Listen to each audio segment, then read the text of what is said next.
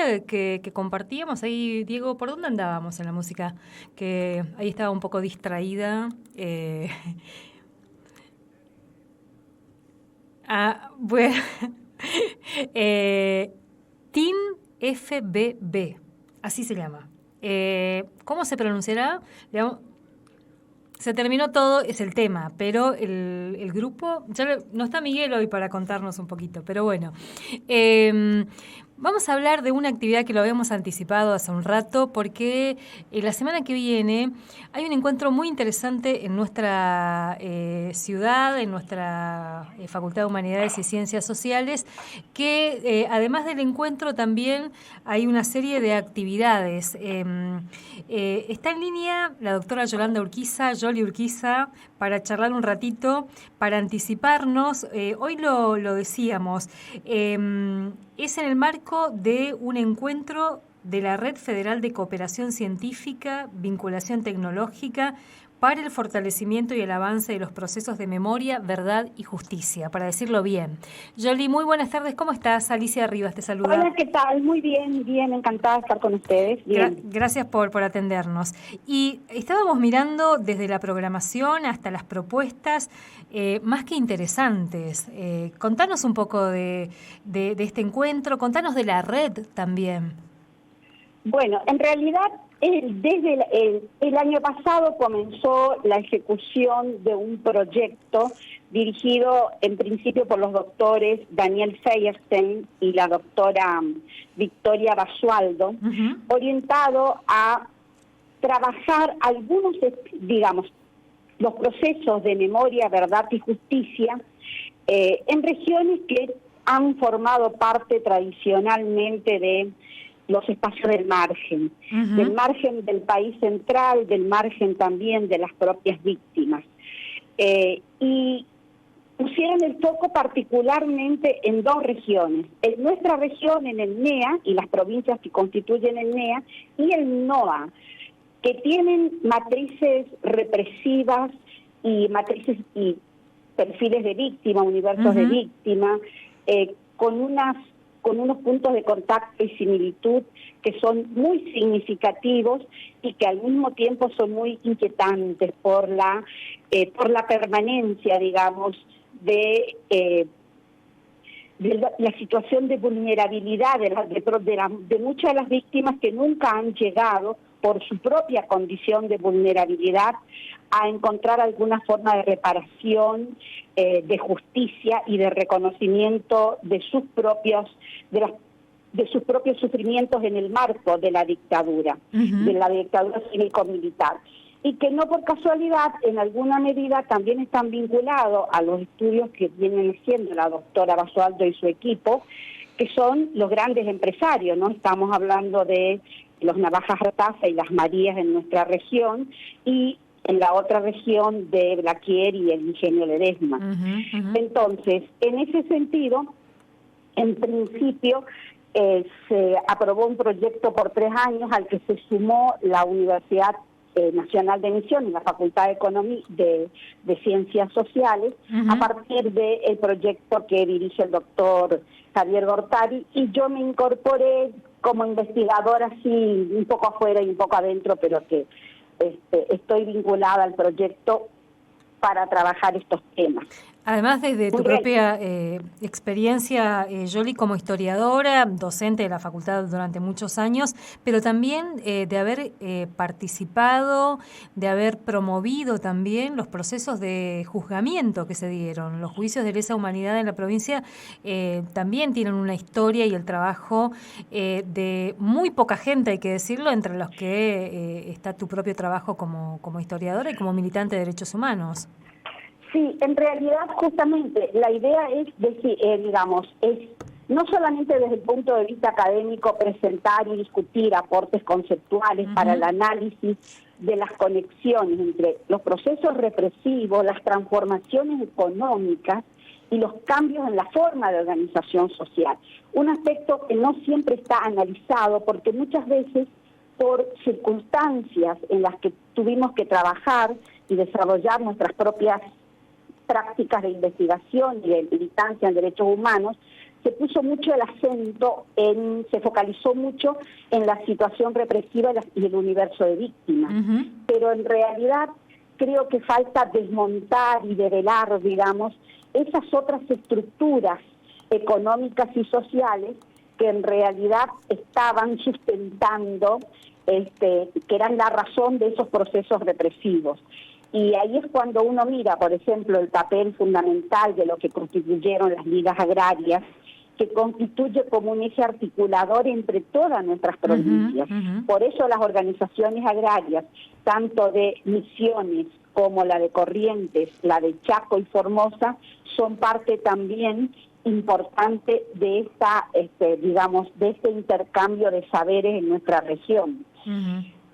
Esa es, digamos, esos son los objetivos. Sí. Pensaba un poco, Yoli, el trabajo que viene haciendo el equipo de Victoria Basualdo en relación a investigar la responsabilidad empresarial en la última dictadura, muestra también los límites que ha tenido el proceso de juzgamiento. Era como, entre comillas, ¿no? Un poco más simple juzgar a, no sé, un grupo de tareas que obviamente juzgar a las empresas que se beneficiaban y que propiciaron también la represión, digamos. Bueno, yo creo que vos pusiste el acento, el foco en una cuestión que quizás es la más relevante. Y no solamente es más relevante por te diría yo, por las deudas de investigación que tenemos en relación con ese pasado, sino fundamentalmente relevantes porque esa impunidad de la dimensión civil de la dictadura es la que también hoy nosotros vemos asomar en nuestra propia realidad presente. Te diría yo que la impunidad de ayer es lo que en alguna medida se traduce en los factores que inciden en la configuración de nuestro propio presente. Y en realidad es como vos decís, se juzgó la dimensión represiva de los grupos de tarea y la dimensión militar, si se quiere, la de las Fuerzas Armadas o Fuerzas de Seguridad. Pero los grandes impunes, salvo excepciones, fueron los responsables civiles, que fueron no solamente los grandes beneficiados por la dictadura, sino además los que en algún momento, intervinieron fuertemente en ese proceso obturado, obturado por... y además también en otros casos favorecidos, entre comillas, por la propia impunidad biológica. Sí. El caso más cerca, por ejemplo, el que nosotros tenemos en el caso de las Marías, 20 jueces y fiscales se inhibieron durante todo este tiempo para tomar a su cargo la causa de las Marías y de los obreros represaliados.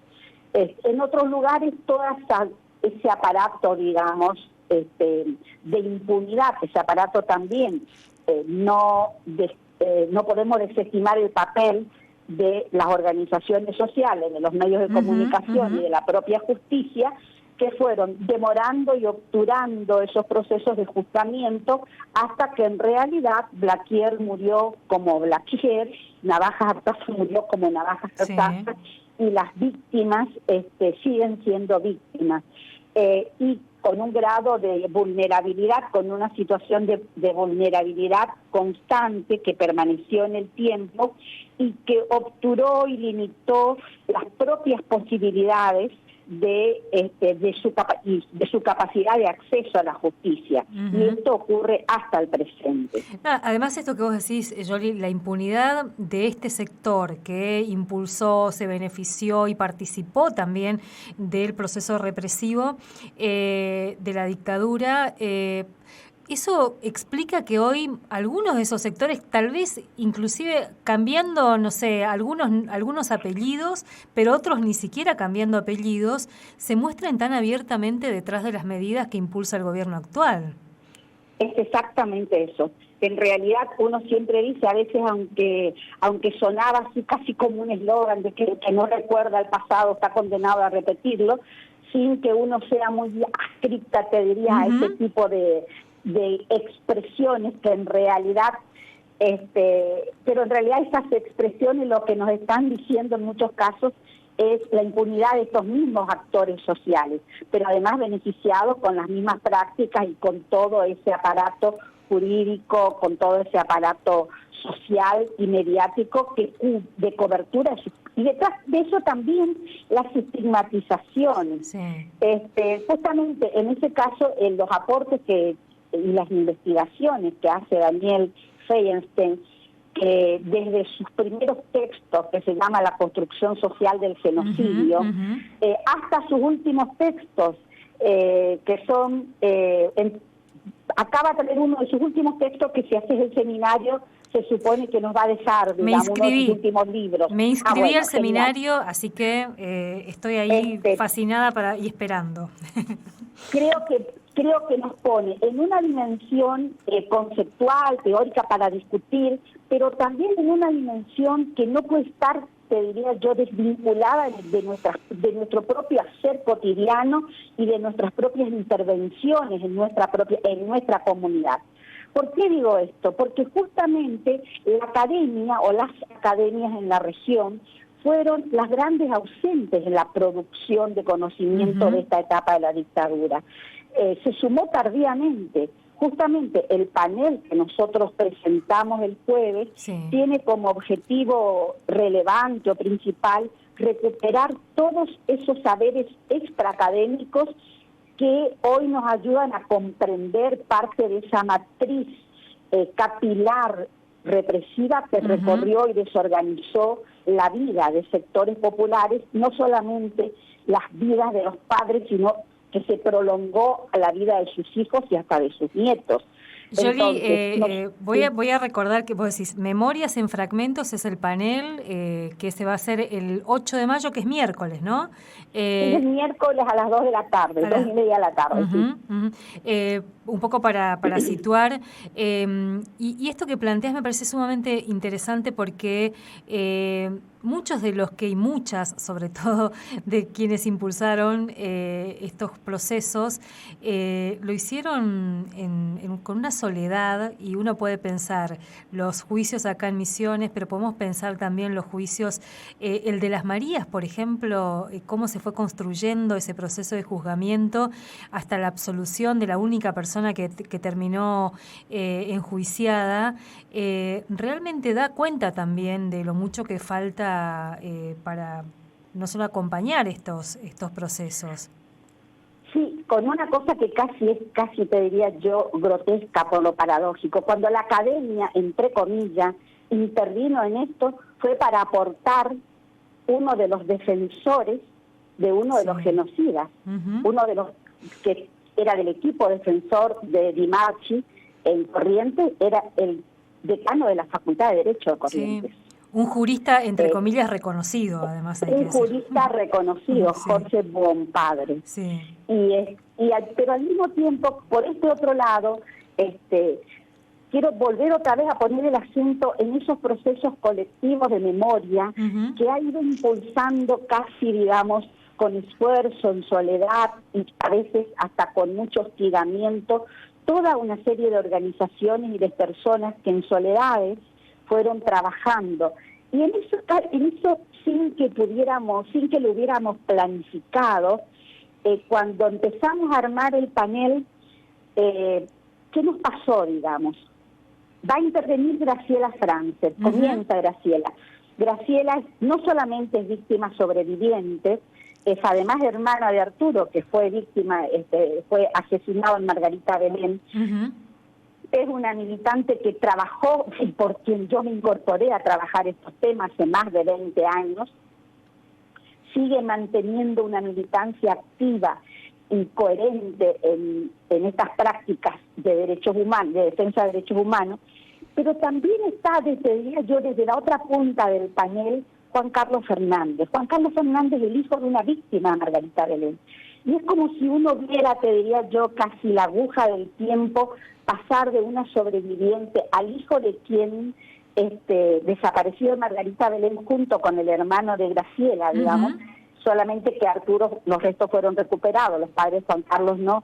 Y es como si fuera un caleidoscopio el tiempo que va pasando por distintos lugares y que en realidad hay mucha expectativa, lo cual a mí me produce te diría yo, una cierta zozobra.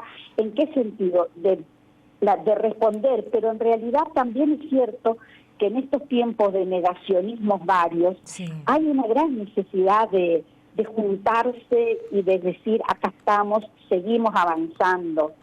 No, y además esto que vos decís, también de que la academia vaya incorporando estos saberes, ¿no? Y estas trayectorias que a veces la academia llega, como vos bien lo planteas, un poco tarde, pero que me parece que es más que interesante que sea justamente en la Facultad de Humanidades donde se puedan reunir estos distintos actores de nuestra historia y memoria reciente. Y para cerrar, Yoli, este es una actividad, pero en el marco de otras actividades también, ¿no? Como para aquellos y aquellas que nos están escuchando que tengan ganas de participar. Viene Daniel Ferenstein, en principio. Sí. ¿Viene Victoria Basualdo también? Viene Victoria Basualdo. Ambos vas a tener clase con ambos, que son nuestros referentes en el seminario, y después hay una segunda parte que es un taller sobre organizaciones agrarias. Y yo te quería poner el acento en otra cosa también. Cuando yo decidí, digamos, ¿por qué me incorporo a este proyecto? Porque yo creo que lo que nosotros podemos hacer casi por saldar mínimamente, esa parte de de las deudas que tenemos con esta historia, pero también con esta sociedad, digamos, vulnerada y represaliada, es empezar no solamente a legitimar e incorporar estos saberes producidos por toda la academia, sino también a recuperar archivos. De hecho, Juan Carlos Fernández, que es el que va a estar en el panel, es el autor, digamos, del software y de la recuperación del registro más completo de víctimas que tiene y que funciona en la Casa de la Memoria del Chaco. Porque todavía no tenemos ni siquiera, te diría yo, construido totalmente el universo de víctimas. Y también aspiramos, pero eso es casi como una, digamos, como una utopía, pero la planteamos, la posibilidad de que en nuestros lugares haya una copia de los fondos del Archivo del Terror, porque en esos archivos del terror, que yo conozco porque fue parte de la actividad que hice para los juicios, está la historia de nuestros movimientos agrarios y de muchos de los desaparecidos de nuestra propia región. O sea que en realidad dejar archivos sistemáticos, plurales, abiertos, es lo que debemos hacer para que otras miradas y otras generaciones vayan contándote con algunos fondos documentales y de testimonio que permitan ir volviendo, porque en general uno vuelve a la historia una y otra vez. Y cuando volvemos a la historia con interrogantes que no son sobre el pasado únicamente. Desde el presente le hacemos preguntas. Totalmente. Y a esas nuevas preguntas y a esas nuevas generaciones creo que nosotros les debemos mínimamente dejar armado un corpus de documentación, de testimonios, de papeles, que a ellos les permita revisar y pensar en que se puede construir otra historia. Yoli, mil gracias por este tiempo y vamos a invitar a quienes nos están escuchando y quieren participar de este panel. Es un panel abierto, es el miércoles 8 de mayo en el Juan Figueredo, en el primer piso, en la Facultad de Humanidades y Ciencias Sociales.